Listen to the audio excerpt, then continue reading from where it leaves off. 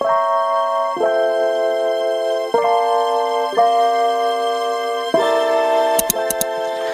teman-teman, apa kabarnya hari ini? Semoga sehat selalu dan tetap jaga kesehatan ya selama masa pandemi ini. Perkenalkan, nama saya adalah Rosmawati Gamar Hasan Sufali, mahasiswa semester 6 Program Studi Pendidikan Fisika Universitas Nusa Cendana. Pada kesempatan kali ini, saya akan sedikit menceritakan tentang besaran dan satuan. Kita masuk. Besaran dan satuan. Pengukuran besaran fisik mencakup pembandingan besaran tersebut dengan beberapa nilai satuan besaran tersebut yang telah didefinisikan secara tepat.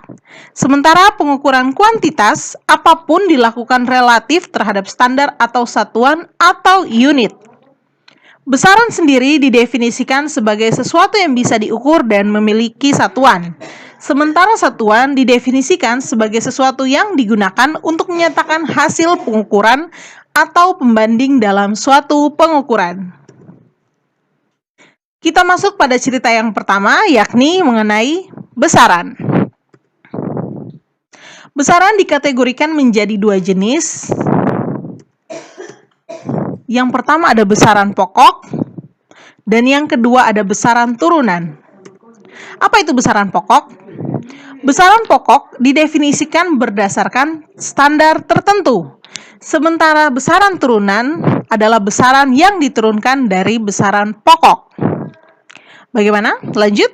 Oke, kita masuk pada pembahasan pertama mengenai besaran pokok. Besaran pokok didefinisikan berdasarkan standar tertentu. Para ilmuwan menyederhanakan besaran-besaran pokok sesuai dengan lingkungan fisik makhluk hidup. Besaran pokok dibagi menjadi 7 jenis menggunakan satuan SI atau satuan internasional. Berikut kita masuk pada besaran-besaran pokok. Besaran pokok yang pertama adalah panjang.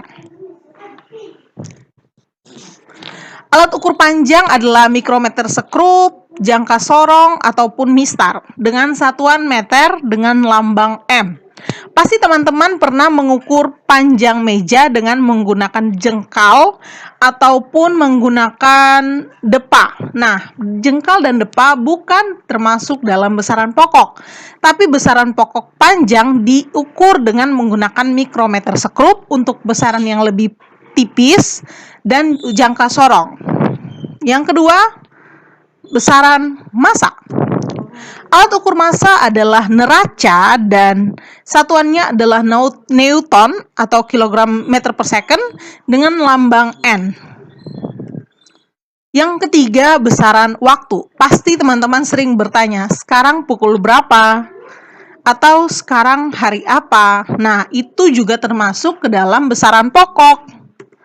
Lalu apa alat ukur dari besaran pokok? Tentunya ada jam dinding, jam tangan, dan lain sebagainya. Sementara satuan untuk besaran pokok waktu sendiri adalah sekon dengan lambang S. Yang berikutnya suhu. Alat ukur suhu adalah termometer dengan lambang T dengan lambang K dengan nama satuan Kelvin. Tadi kan bilang kalau besaran pokok itu ada 7 jenis. Kita masuk ke besaran pokok yang kelima. Yang kelima ada jumlah zat.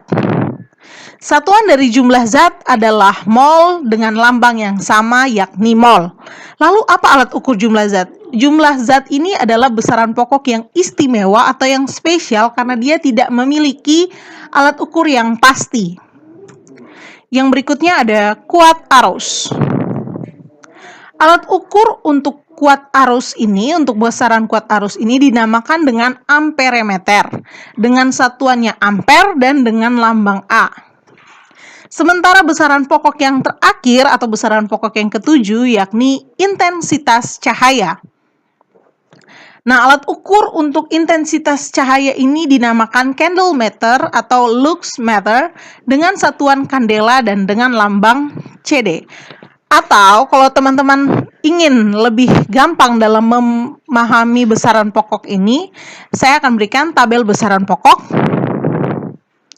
Lalu teman-teman bisa berhentikan dulu video ini, di pause dulu, kemudian di screenshot untuk menjadi pembelajaran bagi teman-teman. Sudah? Kalau begitu kita masuk pada besaran turunan. Besaran-besaran yang diturunkan dari besaran pokok dinamai dengan besaran turunan. Jadi, besaran turunan ini penurunan dari besaran pokok itu sendiri definisinya. Salah satu contohnya kelajuan yang didefinisikan sebagai hasil bagi jarak dengan waktu yang diperlukan untuk menempuh jarak tersebut. Yang berikutnya saya akan memberikan 3 contoh besaran turunan. Yang pertama ada luas. Luas merupakan salah satu besaran turunan dari panjang. Satuan dari luas adalah meter kuadrat. Nah, teman-teman pasti kan sering disuruh guru untuk coba cari luas dari bangun datar tersebut. Nah, luas adalah besaran turunan dari besaran pokoknya panjang gitu. Contoh yang kedua yakni volume. Volume pada umumnya dapat diperoleh dengan menggunakan rumus luas alas dikali dengan tinggi. Dan contoh yang terakhir yakni laju atau kelajuan. Menghitung kelajuan suatu benda diperoleh dari membagi jarak tempuhnya dengan waktu tempuh benda tersebut bergerak. Nah, alat yang biasa digunakan untuk menghitung kelajuan dinamakan dengan speedometer. Atau kalau teman-teman kepingin lagi untuk mengetahui contoh dari besaran turunan yang lain, berikut adalah beberapa contoh dari besaran turunan. Ada gaya, energi dan usaha, daya, tekanan, dan frekuensi. Dan masih banyak lagi besaran turunan ini. Yang selanjutnya kita akan masuk pada cerita yang kedua, yakni mengenai satuan. Satuan itu terdiri dari 2 kategori, yakni satuan baku dan satuan tidak baku. Kita masuk pada satuan tidak baku terlebih dahulu. Satuan tidak baku adalah satuan yang tidak ditentukan secara resmi dan untuk orang yang berbeda menghasilkan pengukuran yang berbeda. Contohnya saja jengkal ya. Pasti teman-teman sering menghitung panjang meja misalnya, berapa jengkal panjang meja ini. Setiap orang mempunyai tangan yang berbeda-beda ukurannya tentunya, maka karena itu tidak semua orang memiliki ukuran jengkal yang sama.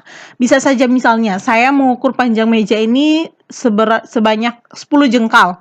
Tapi belum tentu teman-teman mengukur panjang meja ini sama dengan saya 10 jengkal. Karena itu jengkal atau depa itu tidak termasuk dalam satuan internasional dan dia termasuk ke dalam satuan tidak baku. Yang berikutnya adalah satuan baku. Nah, ini satuan yang ditentukan secara internasional oleh para ilmuwan dan secara resmi dan dijadikan standar acuan seperti tadi meter untuk panjang, Kelvin untuk suhu, second untuk waktu. Dan dia memiliki 3 persyaratan. Yang pertama, tidak mengalami perubahan dan pengaruh apapun. Yang kedua, berlaku di semua tempat dan setiap saat. Dan yang ketiga, mudah ditiru. Nah teman-teman, ada bonus cerita dari saya pada kesempatan kali ini. Saya akan menceritakan cerita ketiga yakni dimensi. Dimensi. Apa itu dimensi? Dimensi merupakan penggambaran suatu besaran turunan dalam besaran-besaran pokok penyusunnya. Dengan begitu, besaran pokok memiliki dimensi yang paling dasar. Jadi, besaran pokok tadi kan ada 7 teman-teman. Berarti ada 7 dimensi untuk besaran pokok ini. Kemudian besaran turunan itu kan besaran yang diturunkan dari besaran pokok. Jadi, besaran turunan itu bisa berbagai macam variasi. Saya akan berikan 7 tabel besaran dimensi dari besaran pokok. Yang pertama panjang dengan dimensi L dilambangkan L kapital, massa dengan dimensi M kapital, waktu dengan dimensi T kapital, suhu, jumlah zat, kuat arus, dan intensitas cahaya. Seperti pada tabel yang teman-teman lihat ini ya.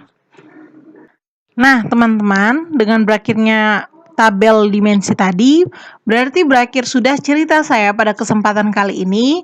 Apabila ada salahnya, saya mohon maaf dari hati yang paling dalam. Dan terima kasih teman-teman telah mengikuti video ini. Semoga bermanfaat bagi teman-teman semuanya. Sebelum saya menutup video ini, saya ingin bertanya. Apakah ada pertanyaan dari teman-teman? Teman-teman nanti bisa tulis di komentar ya. Lalu untuk cara mengukur besaran panjang menggunakan mikrometer sekrup dan jangka sorong, atau untuk mengukur besaran massa teman-teman mengukur menggunakan neraca, saya akan menuliskan link untuk cara mengukur ketiga alat ini di description box. So, terima kasih. Wabillahi taufiq wal hidayah. Wassalamualaikum warahmatullahi wabarakatuh.